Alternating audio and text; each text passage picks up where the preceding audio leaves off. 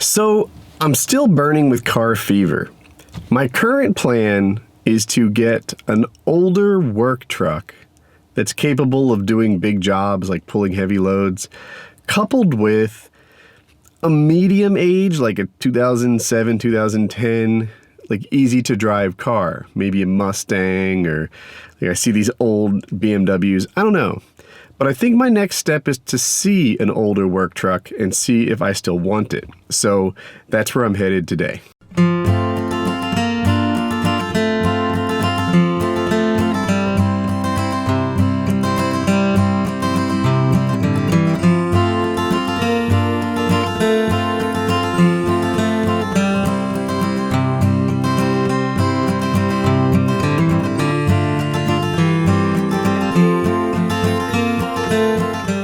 So I normally don't shop at dealerships like this one. I don't know if you can see it very well. I tend to gravitate towards the shinier, bigger ones, but the kind of place that sells a 15-year-old truck is not big and shiny. I'm looking for an older diesel work truck just to see what that's like, see if I like it. They have one here, that guy. And it was unlocked, so I just opened the door and walked in. It's an 04, which is a little too new. It's not that I'm against that year, it's that I'm against that year in an F-250 because they have this unreliable 6.0 motor that I'm trying to avoid. The other problem was, because I could almost live with that, is that it was owned by a smoker.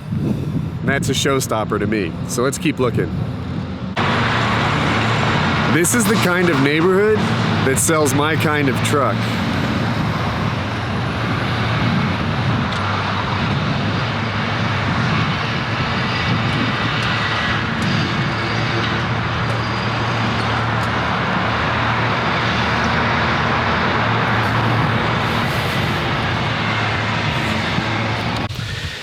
That was not as much fun as I thought it was going to be. In my head, I was going to be going from place to place, driving what are my favorite toys. And in reality, it was just a lot of like heavy traffic driving and disappointment. An old diesel truck is a pretty common sight around here. I remember one of my drives I was looking and it was like, you know, it seems like nearly half of the trucks around here are 3/4 ton. It's a lot more common than I thought it was. But then when I look at the used lots, it's not very common, really. So, I don't know. Maybe I'll take this whole car shopping thing online because I feel like I'm striking out in real life.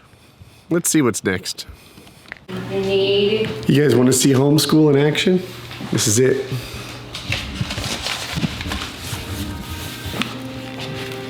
We did need pepperoni to let's put it on top. Mom. That is what homeschool looks like. So I thought I'd mention, because this is interesting to me, there was a little more to what you saw than what you just saw. I walk around so much. So Colin has been watching these Epic Mealtime videos, and somehow, because of Epic Mealtime, Colin got like a passion for pizza. So Jackie started structuring some of his reading around making pizza, and then they're going to like wrap math into that as they do fractions and whatever, all in the vein of pizza making, and it's a way to keep a kid who's hard to keep interested in the subject. Like after we turned the camera off, he's like, "Dad, do you want to make pizza?" And I should have said yes. That's what a good parent would say. But a good husband, today is my 20-year anniversary. I've been married to Jackie for 20 years. We dated for 4, so April 1st was 24 years together.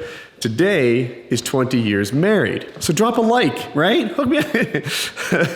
And I'm trying to take Jackie out to lunch. So if it were any other day, Colin would probably be making pizza as part of his lesson. But since it's today, I'm trying to get Jackie to go to lunch with me. I think I can do it. All right, now who have you been watching on YouTube? Epic Mealtime about something. Epic Mealtime what? To make pizza pie. To make pizza pie? That's what you were reading about, right? Yeah. So, how do you make a pizza pie? What's your first step? Because the step wasn't going to use what's the first thing you do when you make pizza? I have no idea. You have no idea? How do I make it gooey? I think the first thing you do is you buy stuff. Yeah. So where do you go? I had to Target. You go to Target Yeah. and you buy stuff to make pizza? And pies. And pies? To make a pizza pie. Ah. And then how do you make a pizza pie? Because you need to put it in the oven and make a pizza pie. Then you're going to eat it. That sounds like fun. Yeah. Good job. Jackie has asked me to start doing math with Colin, which is no problem. This is what today's lesson in variables and symmetry look like. Fun fact.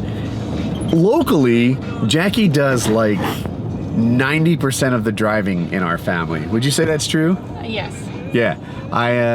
Because her car is so much nicer to drive, we always take her car. And because we take her car, she tends to drive. Now, she'd be more than happy to let me drive her car. Yes, I would. But you don't like driving my car. No, I like driving my car. Because you have it all souped up.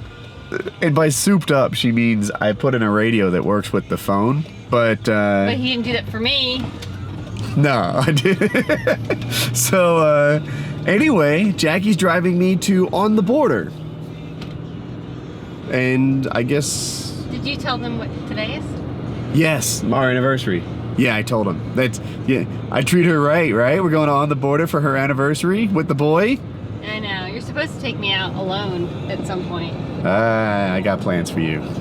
All right, it's commercial time. So we have with us GFuel from Timelapse, and they are running both a sale and a contest. Wow. Right? You're so good at this. The sale is 40% off. That's huge. They've run a lot of sales, and 40% is about as high as I've ever seen it go. So it doesn't get better. Coupon code Woody gets you 40% off. On top of that, they're doing a giveaway. They're giving away an iPad and... a year's supply of GFuel. Thank That's what you. I'm excited about. She is, honest to goodness, a big fan of GFuel. So, anyway, let's make it while we're talking. So, I checked it out. It turns out that buying GFuel does not enter you into the contest. Buying GFuel gets you GFuel. Entering into the contest is done by following the link. So, you follow the link and sign up, you get one entry. I think when you sign up, you'll give them your email, and they'll give you things to tweet. If you follow them and help them promote this weekend in their big sale, coupon code Woody, 40%, then you can get additional entries. So you get an entry for signing up at their page, you get an entry for tweeting things out that they ask you to tweet, stuff like that. And that is what this weekend's GFuel thing is all about. It starts on Friday, so for me that's tomorrow, but as you're watching this video, it started 2 hours ago. It starts at noon on Friday. So it runs until Thursday, so it runs for almost a week. That's what you need to know about the GFuel promotion. It's 40% off with coupon code Woody, and there's an opportunity to win an iPad and a year's supply of GFuel. And in that convenient time, you can try the brand new GFuel flavor, the kiwi strawberry, fan voted flavor. I'm so glad you're here. I almost completely forgot to mention that. Yeah, they So help. what he's actually trying right now, you can see his first reaction on camera. Yeah, so I guess they asked the fans what flavor they'd like to come out with next. And y'all said strawberry kiwi. Yeah, and what they say, I've literally not tried it yet, but the feedback they're getting on it is awesome. So let's see what my feedback is.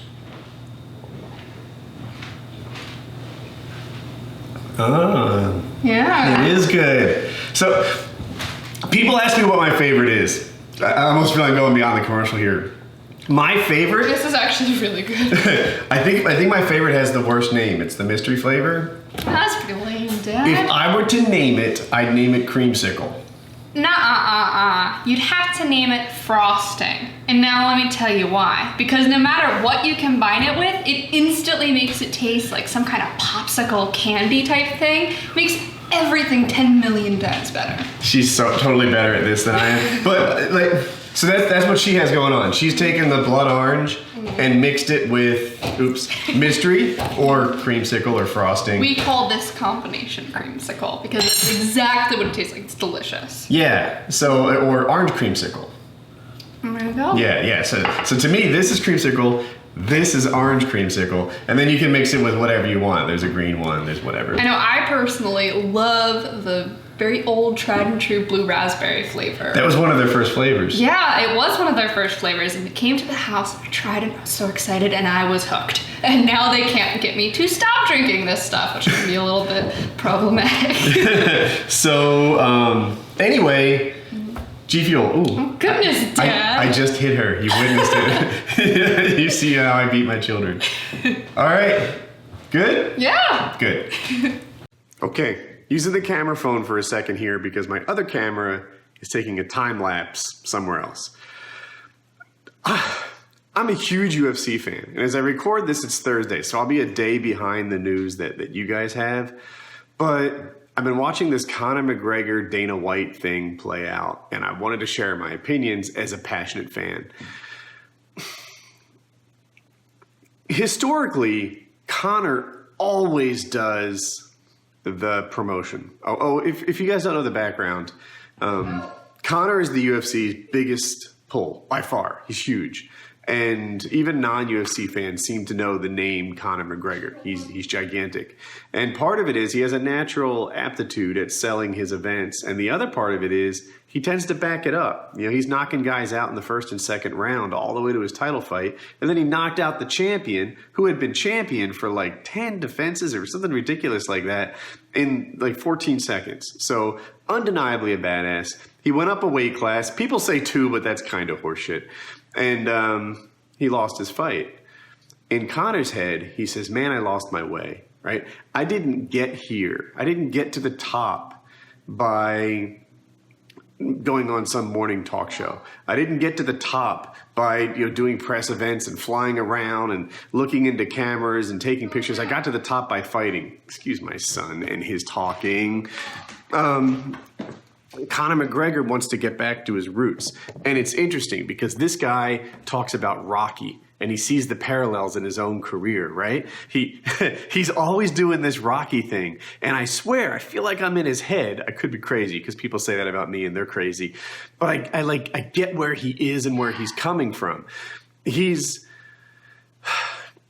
was watching Rocky, right? He's Rocky 1, he's no one, he's coming up, he's etc. Rocky 2, he's on, he's his second shot. Now he's got all the movement in the world and he does it and he gets it done. Rocky 3, he's like, maybe I've Rocky 3'd a little bit. Maybe I'm surrounded by these wonderful cars and beautiful women and I've lost my passion. And then finally with Nate Diaz, he's like, it happened. It happened. I'm not the fighter I was. I've done too much press. I've done...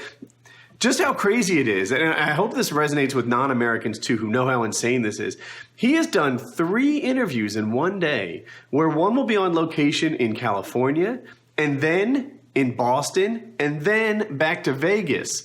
That is an insane flight schedule. Making one of those trips is crazy. Of course, I don't fly in private jets, but dude, wow.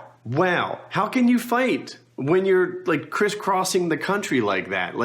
I fly and mess up the time zones and just feel like, I don't know, I've been inhaling airplane air for 6 hours and it's awful. And then he has to go and be the best version of him after that. I can see why he wanted to skip this event. I can also see why Dana White says no one misses the press events. Everybody does it. Mike Tyson, Muhammad Ali, everyone always promotes their fights. Dana White did this thing. He's like, you go on YouTube, you'll see Mike Tyson saying, hey, come watch my next fight on Comcast. Hey, come watch my next fight on Prison. Hey, come watch my next fight on Fox News or HBO or whatever it is that he's saying. And Mike Tyson had to do the promotion. Everyone has to do the promotion. The promotion is where the money comes in. And Conor just wants to fight. I see both sides of it. But man, I hope Dana buckles for Conor just this one time. I hope that Dana can see that Conor made one tweet and got more press around this fight than he ever would have if he attended that press conference. The press conference that happens 3 months before an event, I'm a hardcore fan, and I don't care. It's not that good. It's not that interesting. I can tell you what Conor's going to say. Oh, I'm the richest. I'm the greatest. I hold the McBelt. I am, all these other bums should be thanking me. They should be tanking me. Thank me. You should all tank me for making this great. Whatever. I've heard it before. He wants to be Rocky in Russia. Remember when he got back to grassroots and he started like shoveling snow and chopping down trees and hitting a tire with a sledgehammer? That's what that's what Conor is trying to do right now. He has flown all of his teammates up to Iceland and their training in seclusion in Iceland, right? This doesn't suck. This is awesome. He's freaking Rocky 4 right now. Don't end this, Dana. Make this happen, Dana. It's freaking Rocky 4. It's very exciting. Very exciting. It's the thing, man. So, like, if the UFC pulls Conor out of this event, they're making a huge mistake. Conor didn't skip the promo. Conor made one tweet, and Conor said he was retiring in that tweet, right? Conor got more retweets than Kobe Bryant overnight, right? Huge. Dana, you got your money's worth. Put the fight on. Just let the fighters fight. The worst part about the UFC by far is that a lot of times the Super Bowl doesn't happen. It's the worst part of the UFC. What UFC does brilliantly, they don't protect fighters. They make fighters fight fighters. I love that about the UFC. You don't see guys with 50-0 records like you do in boxing because the fighters fight tough fights every single time. I love that. I love a lot about the UFC. But the worst part is, and it's not typically their fault, fighters get injured and it doesn't happen. Or fighters mess up, they do drugs or whatever, and it doesn't happen. They get in trouble with the law, it doesn't happen. The Super Bowl always happens. It always happens. The UFC doesn't always happen. They find a replacement who you're not as excited about, etc. It's a downgrade 90% of the time. It's not their fault, but it is the worst part about the UFC. This time, it would be their fault.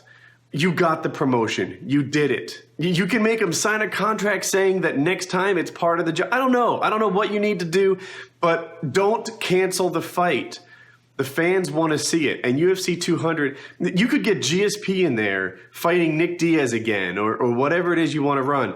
It's not as good. I want to see Conor. And I'm a hardcore fight fan. I watch pretty much every pay-per-view. I watch pretty much every Fox event. I watch pretty much every fight night thing that exists. I don't miss much. If there's a bell curve that shows that I'm way over here on the most interested level. And so I'm not some noob, I'm trying to say, that doesn't care about GSP. I do care about GSP. I'd love to have him on the card. I'd love to see Bones versus Cormier. I can't say his name. I don't do names. That's my thing.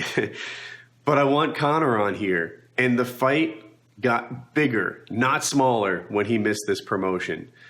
It's exciting. Do it. So Hope doesn't know what we're about to talk about. I do not. But there's a series of videos on YouTube. It was actually a big YouTube drama thing where YouTubers go to a movie and they vlog their way to the movie and talk about their expectations. And then afterwards, they vlog their immediate reaction to the movie. We did that a couple times. Yeah, we actually did do it.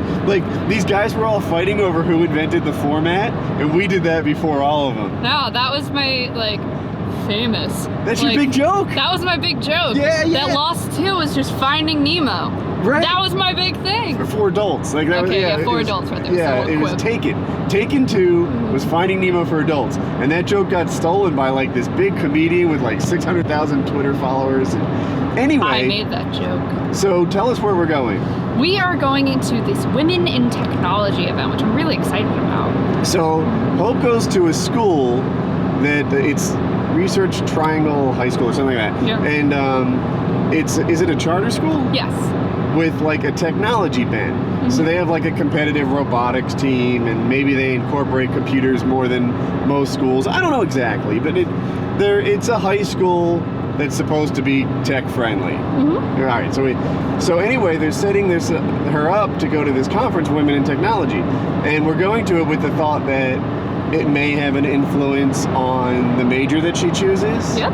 And it may have an influence on the job that she gets. I don't know, maybe it leads to an internship I if hope she's so. charming enough, or Did I I'm tell you charming. I think it's how? about me, really. Did I tell you how I got this opportunity? No, well, Mom told me, so tell us firsthand. Well, I'm going to tell you. For my AP Environmental Science class, we went to a local agricultural technology company. Keep hitting the window, I'm sorry.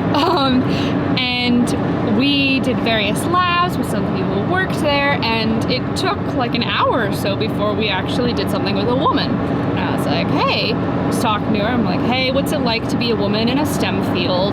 Are you one of the only women who work here? Is it a much better thing than it used to be? And it turned out that in her particular department, I guess is the best way to call it, there was actually a 50-60-ish% split between men and women, which is awesome, really exciting.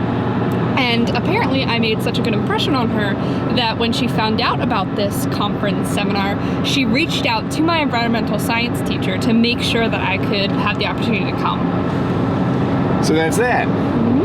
Anyway, so what do you, I guess that's it. What are we hoping to meet grown-ups who work in STEM? I am hoping to hear that it is a much more friendly sort of field in regards to the men-women gender split, that it's a lot better than it used to be, that especially around here, which is where I would probably end up working if I worked in technology, that it's a non-issue anymore. And that's what I want to hear. You're really hung up on that gender split. I don't share your concern.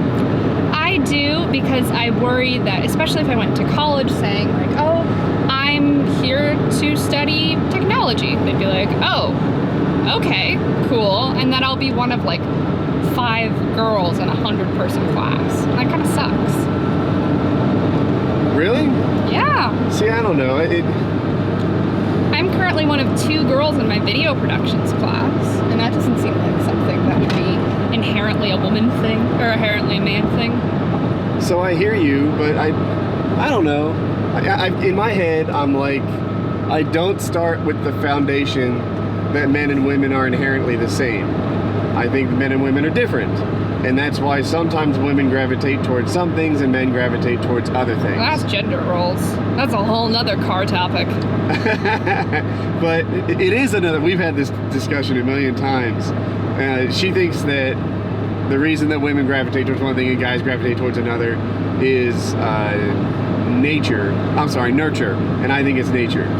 I think that there inherently is something within nature that makes you gravitate towards something, but I think that through nurture, it either fosters that idea or it beats it out of you.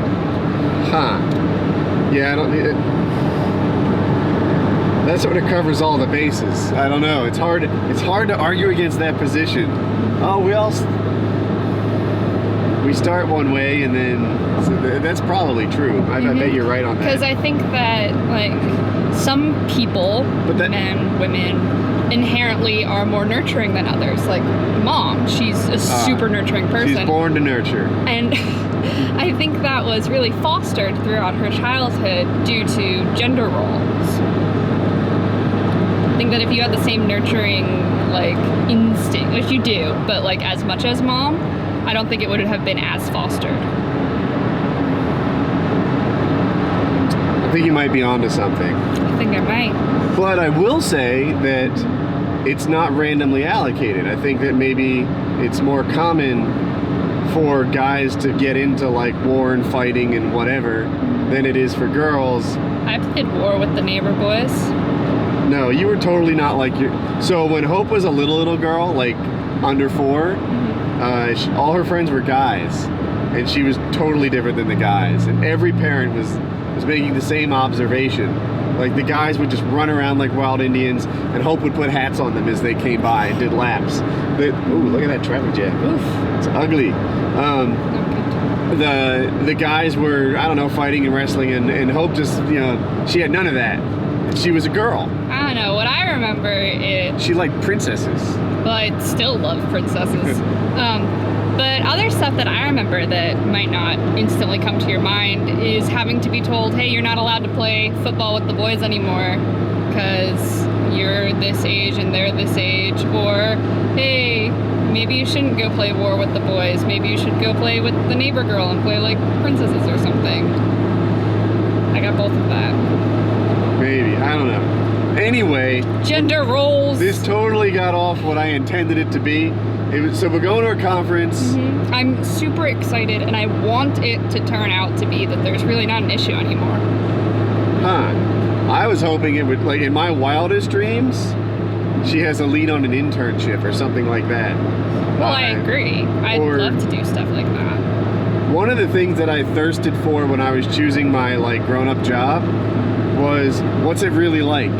You know, like you say, what's it like to be an accountant? And they say, oh, accountants provide information to management to help them make decisions at work. And I'm like, no, what's it like? Like, what's You it sit like? behind a desk, you get really close with your calculator, you're good friends, and you're an accountant. It's my... You know what you're doing. You're kind of self-directed. The people that you work with kind of become your friends oftentimes. Some accountants travel a lot, other accountants don't. I don't know, like I went to my father's office. My father's partner was like a sniper with rubber bands. He could flip a light switch on and off with the big thick rubber bands. He could lob them into other people's coffees. So he would pick on one of his employees via rubber band, and he'd just like snap him, like hit him behind the ear or catch him or lob a rubber band into his coffee. Then the other guy, he had no such talent. So he would take like 250 paper clips. He called it a cluster bomb, and he'd lob it over his head like a grenade, and just throw like 200 paper clips at his boss. And no one ever told me work would be like that. I would love to have a job like that. I think it'd be fun. So I feel like adults would be doing a service to people if they said, this is what work is really like. You know, I work all week long because I have a weekly meeting with my manager and I have to give him a status update. That is when I'm measured, and I have to make sure that I never look like an idiot in that status update.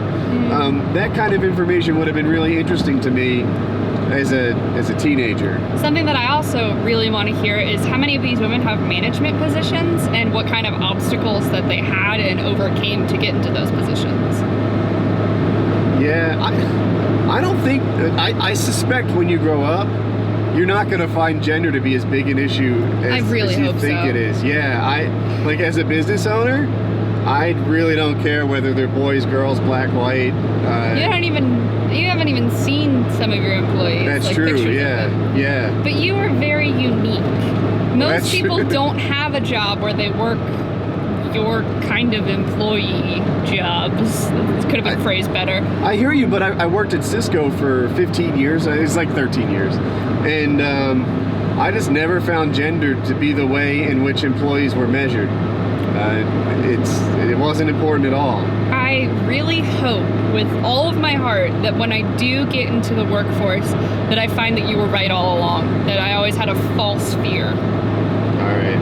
Well, let's cut the camera and turn on the GPS so we get right there. Hey. All right. Hey, all like seductive. And That wasn't my intention, I promise. You could want to go right I recognize that we're really dark. This light in my truck went out, so that's what we're stuck with. Anyway, so we did this, would you call it a Women in Tech conference? Yes, it was the 180 RTP Women in Tech Conference. Okay, RTP is the area we live in, Research Triangle Park. What did you think? I had such an amazing time. Uh-huh. So nice. I talked to all these amazing women who were so happy that I was there and I was young and that I was interested. I got 4 people's contact information, but I probably talked to closer to like 7 to 10 different women. It was so amazing. I'm so glad I went. Why was it amazing? So for me, it was a little bit like sitting in detention. Like, there was one speaker I actually enjoyed, but mostly I just knew that, like, it won't kill me and it will eventually end.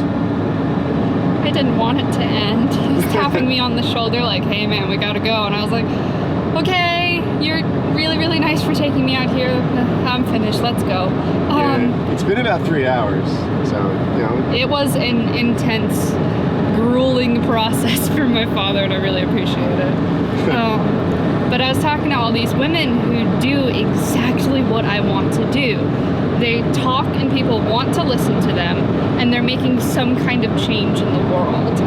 And I found a new way to get there, and I'm really glad. Huh. Okay, so if you were going to pick a college major right now,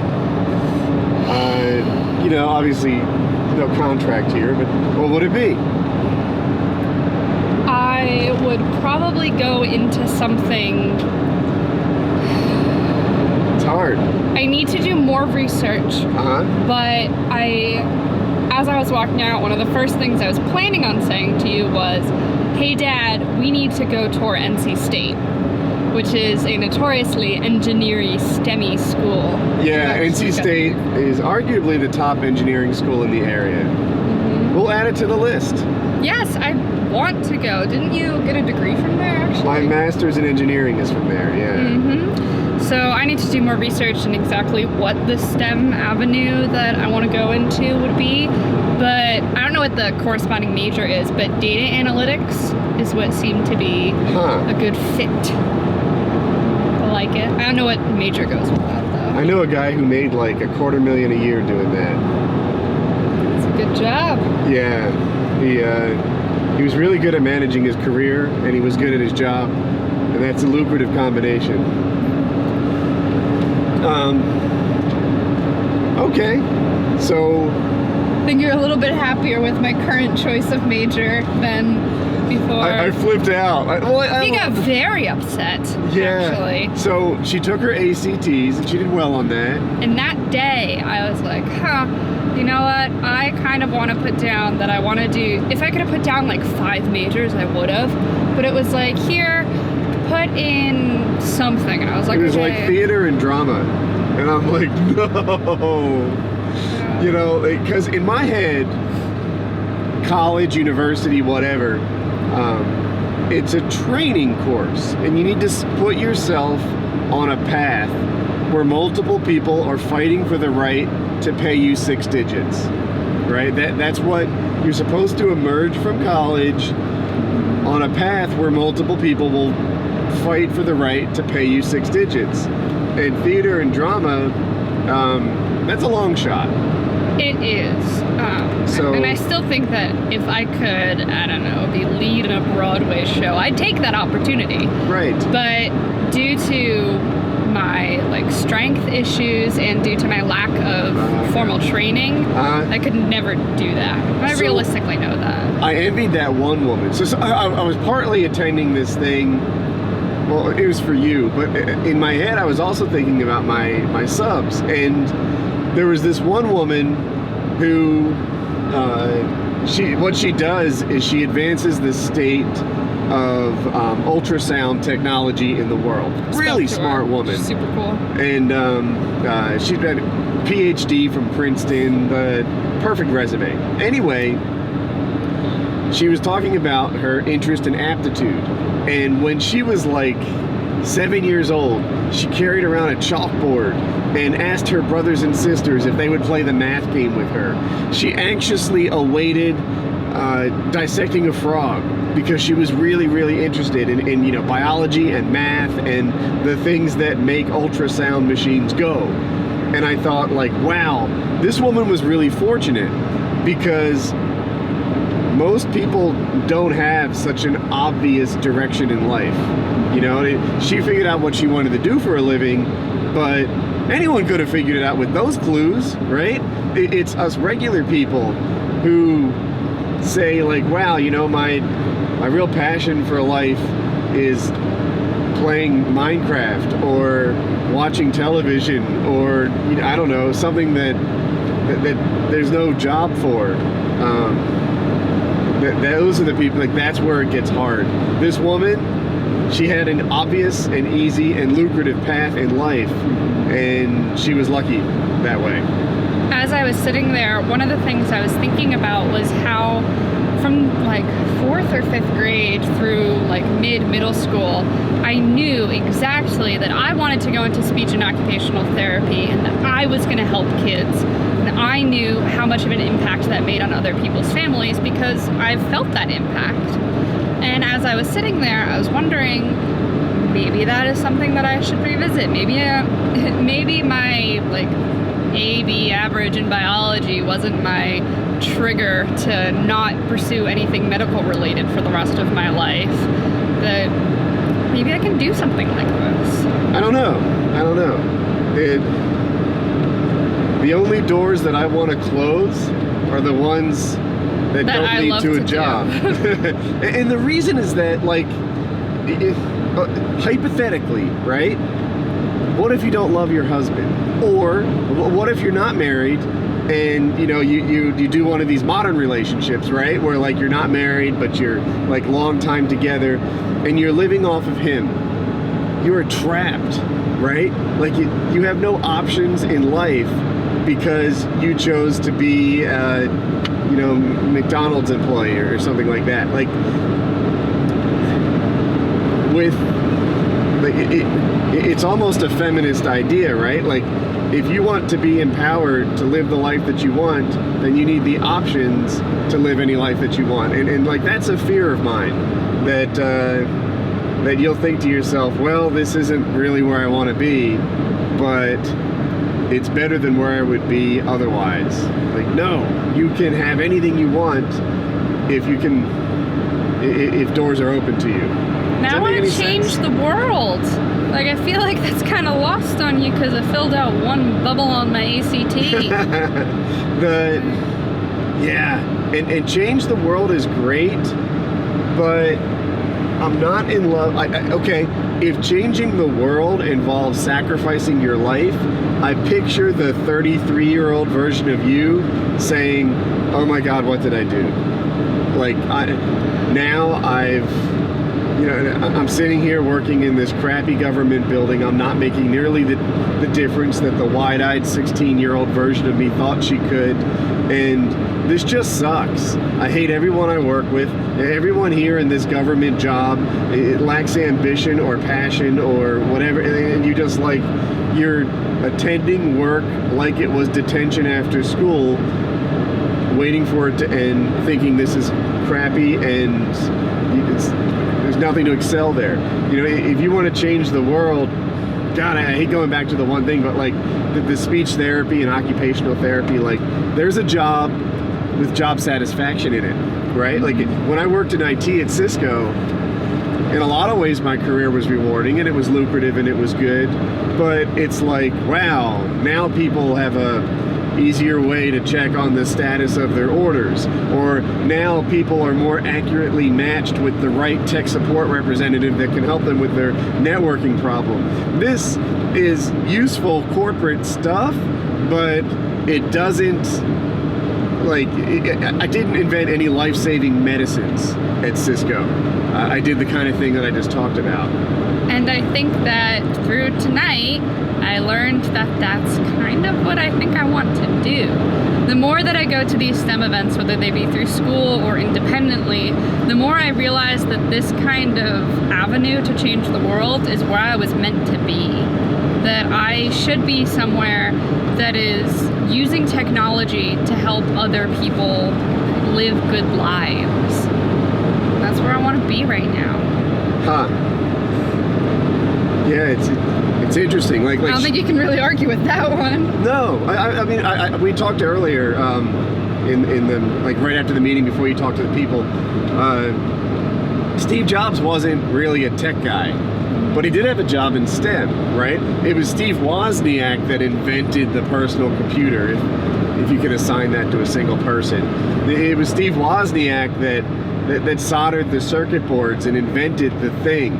it was just Steve Jobs who said, how can I sell this and what should it do? And you know, like, yeah, your tinkering is cool, but can we guide you in this direction because this solves people's problems? And I have to remind myself, because I was more the was, right? I was more like fingers on the keyboard writing code. And it's like, oh, there are job opportunities for the jobs and not just the was. Anyway, I think I'm getting long-winded, but it's, I don't know, there's a lot of jobs out there. Yeah, if we could just find something that's enjoyable, lucrative, and satisfying. I think I found it. Awesome. So I'm back at the house and I need to wolf down some kind of dinner and prepare for Painkiller already. I have a small amount of tech work to do before the rest of the staff shows up. So that's where I am now. I think this is gonna be a long vlog. You guys know, I don't know yet. All right, it is 2 a.m. You can see up there. And we just wrapped up Painkiller already. We started an hour late because of me, because I did that thing with Hope. And the show went maybe 4:15, 4:20, 420 minutes. Yeah, I'll say that for all you potheads. And I don't know. I thought it was a pretty good show. And I wish I could have involved Phil more. I'm happy with what we did. I think you guys will enjoy it. Philly D, I love that guy. He always does fantastic work. So, and I'm grateful to him for stepping in on short notice. I think that's really cool too. So, yeah, that's today's vlog. I'm gonna edit this thing. It'll probably take a little while, and then if I kick off the render tonight, that'll be good. So, I hope you enjoyed the video. Oh, and if you're this far, click like, because you really watched a lot of video. I think this is gonna be long, so click like.